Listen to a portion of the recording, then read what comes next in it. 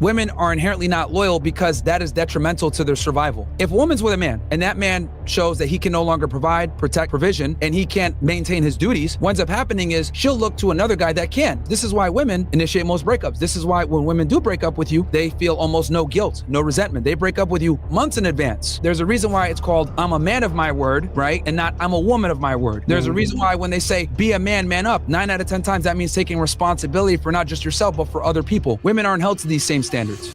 Let me ask you one more question. This whole B. Simone conversation, I'm not sure if you're familiar with it, but a lot of it is tied around her responsibility, so to speak, or people's perception of her responsibility to actually help her friend who was not necessarily as financially well off as her.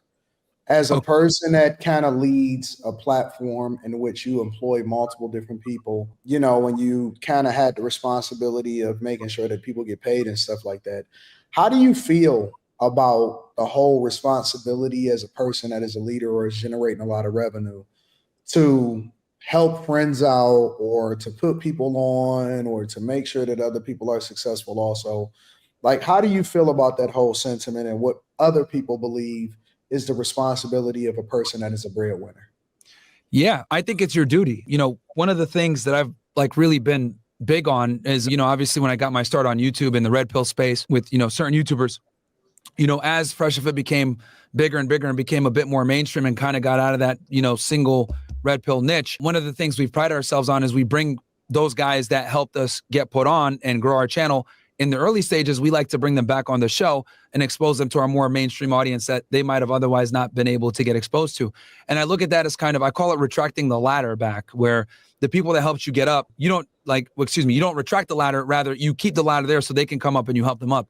You know, I'm real big on that, right? I've brought a lot of people on that, you know, for the first time they're getting out in front of a mainstream audience, but I think that that's kind of my duty, where if we make it, the people that helped us get there, we should bring them up too. Now, I know some people, they'll make it and then they'll retract the ladder, right? And then they won't let those people come up with them because they want to be the star. I think that's a very bad way to move, because what ends up happening is you basically say, oh, I can't bring them up because they're going to be too powerful and I'll lose my influence. No, bring them up and then let the better man win. But a lot of people don't have that foresight. You know, they kind of look at it like, oh, I made it, they helped me, but I'm not going to bring that up.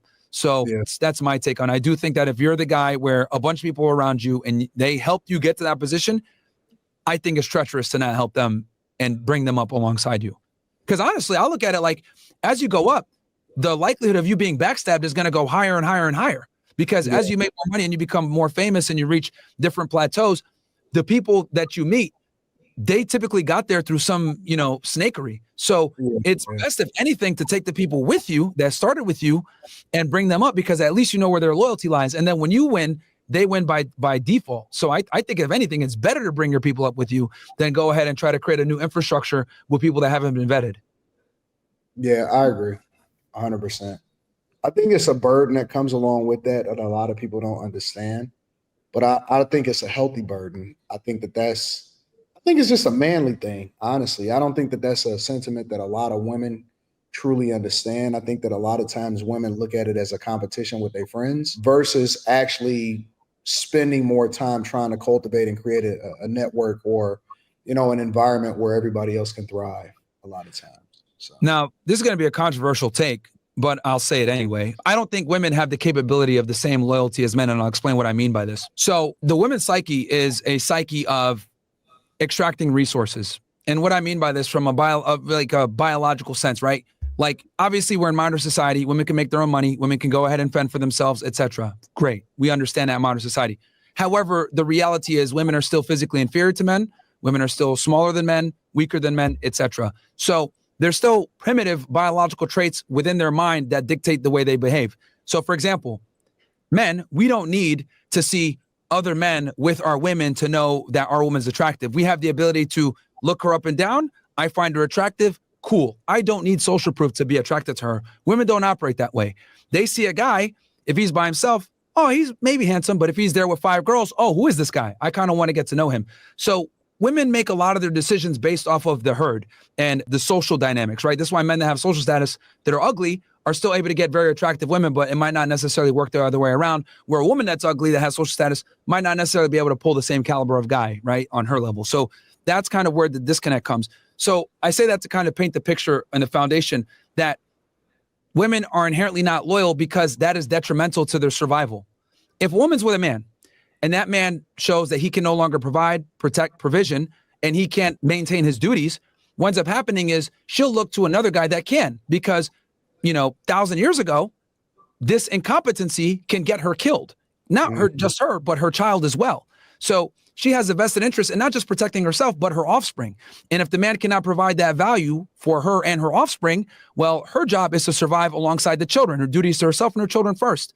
So if the man can't do his job, she leaves. This is why women initiate most breakups. This is why when women do break up with you, they feel almost no guilt, no resentment. They break up with you months in advance, right? And they find, we call it monkey branching, right, on this side of the internet. But this is how they're able to kind of get and find another guy right away. So I would argue that it behooves women to not be loyal because it is counteractive to their survival strategy. Whereas for us, men, we have the ability to not just have our beliefs, but we can fight to defend our beliefs, right?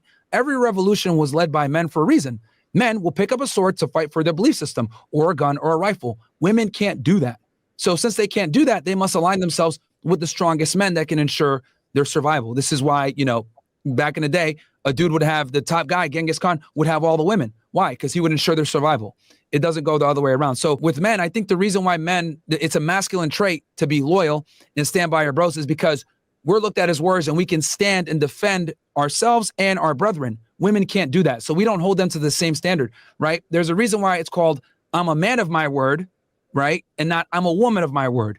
There's a reason why when they say, be a man, man up, 9 out of 10 times, that means taking responsibility for not just yourself, but for other people. Women aren't held to these same standards. As much as people might say that sexist or misogynistic, it's true. We almost infantilize women. And then if they do want to rise up and be responsible, we applaud it. Cool. You're responsible and you're loyal. But as a man, you're expected to do that. For women, if they do it, it's, extra credit. For us, we must do it. It's mandatory. And if you don't do it, you're considered a bitch, and we have social norms in place to embarrass you and to shame you for not adhering or being loyal, right? Being a snake as a woman is completely acceptable, but being a snake as a man, that's met with a certain level of vitriol, even more so because we're supposed to be honorable, right? That's the reason why, like, when the two men meet and they shake hands, that's supposed to be something, right? Scarface famously said, Al Pacino, all I have in this world is my balls and my word. That's a masculine thing. It's not a feminine thing because women inherently cannot be loyal based off their biology. So do you? Okay, so no, I gotta jump. Well, hold on. Let me ask this one last question, and then you got it, Q Diddy. Right. So by that, do you think that we should not hold women accountable or as accountable when they decide to move on based off of their circumstances or based off of the whole mindset of survival or leveling up when they then go with a different guy? That's a good question because we're taking a biological urge and how they're wired, and we're trying to apply new social standards to that biological wiring. I think the best way to approach this is I think men need to understand the fundamental wiring of women, right? Mm-hmm. And understand that in their mind.